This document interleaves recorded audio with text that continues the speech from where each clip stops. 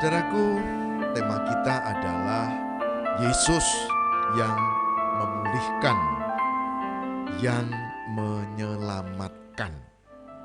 Saya ulangi, Yesus yang memulihkan dan yang menyelamatkan. Saudara, silakan membaca banyak sumber, baik dari Alkitab yang sudah dikanonkan ini, maupun di kitab-kitab lain yang memuat tentang Yosua Hamasyah atau Isa Al-Masih. Maka ketemunya sama, yaitu Yesus, Yosua Hamasyah, Isa Al-Masih adalah yang datang dari Allah, yang memulihkan dan menyelamatkan. Dia bukan sekedar nabi, dia adalah Mesias. Nah, kita lihat dalam cerita ini, saudara-saudara, ada 3 hal yang kita perlu cermati. Dari Markus 1 ayat 21 sampai dengan 28. Ada 3 hal yang kita cermati. Pertama, Yesus mengajar dengan kuasa. Saudara, kita sudah tahu, saudara boleh periksa nabi-nabi, 25 nabi dan rasul, ada buku itu. Dan saudara coba lihat, nabi atau rasul mana yang bisa memerintah roh jahat untuk manut. Coba, mana yang bisa memerintahkan alam untuk tunduk dan ikut ketika ada badai dan Yesus berdiri, diamlah dan menjadi teduh. Coba lihat, mana yang bisa membangkitkan orang mati? Tidak ada, hanya yang datang dari Allah, Mesias, Yosua, Hamasyah atau Yesus. Tidak ada yang lain. Dia yang memulihkan dan menyelamatkan. Ketika Lazarus meninggal, dia datang dan kuburannya itu tidak seperti di sini, tapi semacam gua ditutup batu, dibuka itu batunya, dan Yesus berkata, Lazarus, aku berkata kepadamu, bangkitlah. Dan orang mati itu hidup lagi.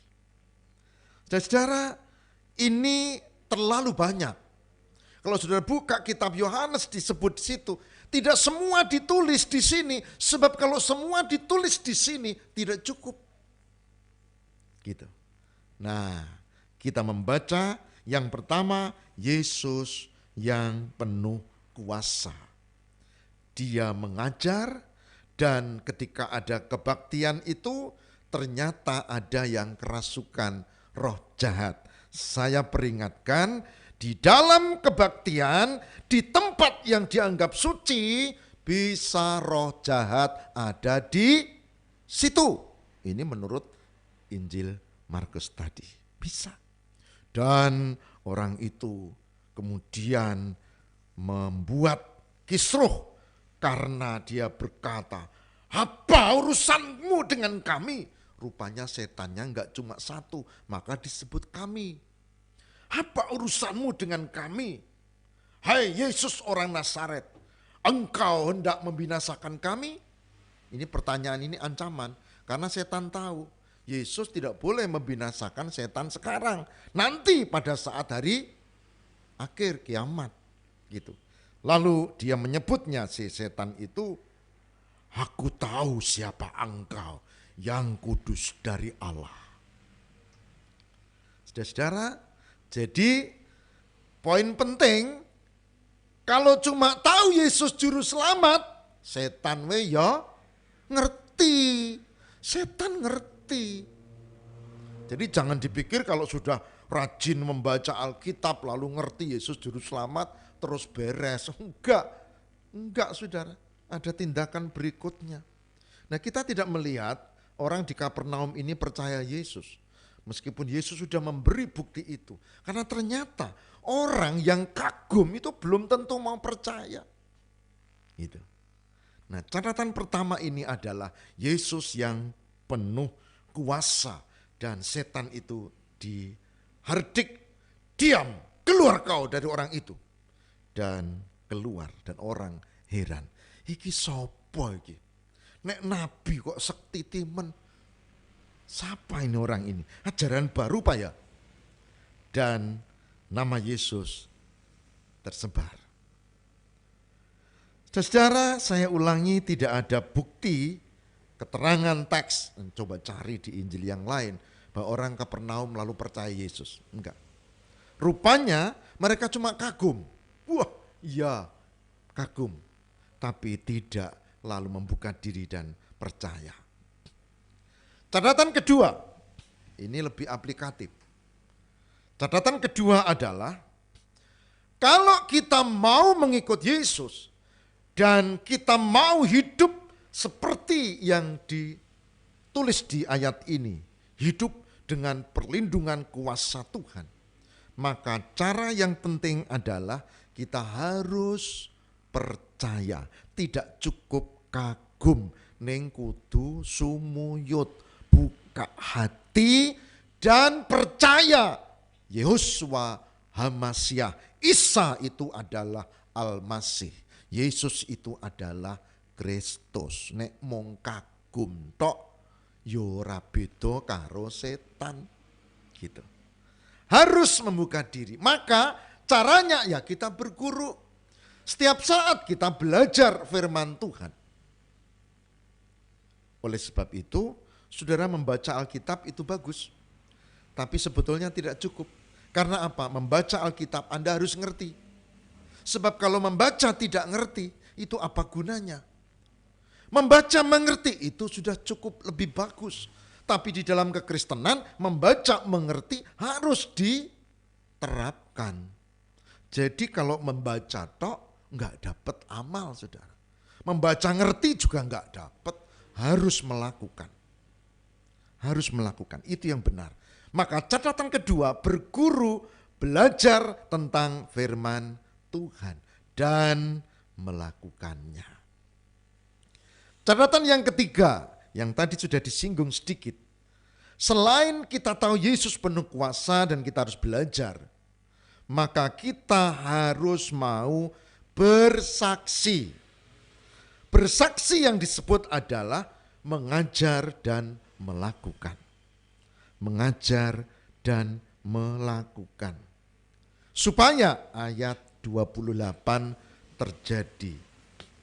Lalu tersebarlah dengan cepat kabar tentang dia di segala penjuru di seluruh Galilea. Waktu itu. Kalau sekarang tersebarlah dengan cepat kabar tentang dia di segala penjuru di seluruh dunia. Kalau sekarang begitu. Apa catatan terakhir?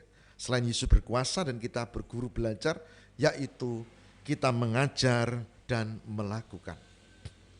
Saudara-saudara, tadi malam saya dikirimi teman, ya, dan link tawaran ini buat guru sekolah minggu ya.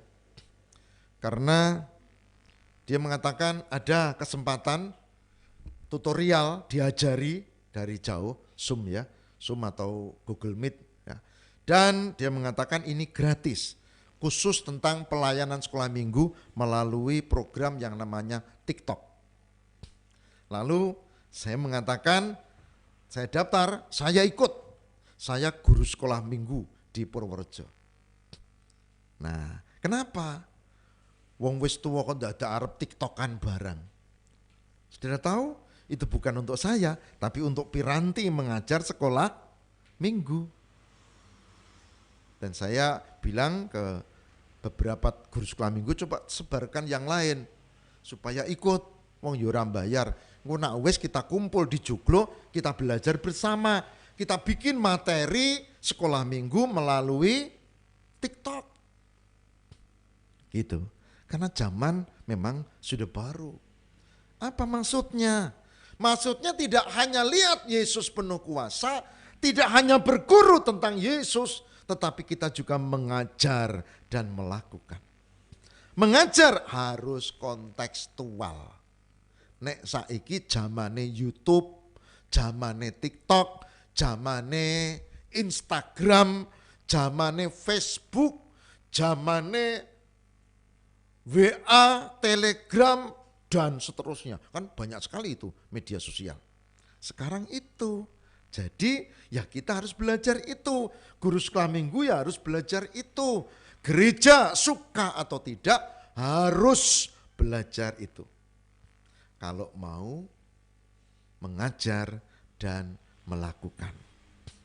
Nah, bahkan saudara-saudara, kalau di gereja yang saya pernah bantu melayani, itu setiap kebaktian sebelum pandemi ini, Bapak dan Ibu teman-teman multimedia, sebelum pandemi itu sudah mesti ada multimedianya dan sudah dipasang.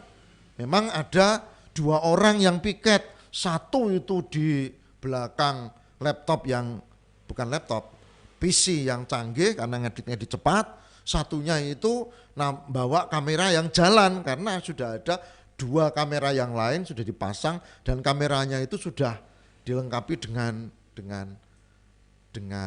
otomat itu ya. Jadi gitu. Jadi kalau kameranya di situ, saya bercerita berkhotbah lalu saya geser 2 meter ke kanan, kameranya udah ngerti, ngikutin dia, ndak ada orangnya. Gitu. Kalau saya kembali ke tengah lagi, dia balik lagi. Tapi ada satu yang jalan-jalan, itu umat dan seterusnya gitu. Itu cara baru. Suka atau tidak cukup tentang Yesus kita tahu, tapi mengajarkan dan melakukan dalam konteks kekinian secara relevan. Nah ini tantangan, Pak larang, ya terserah.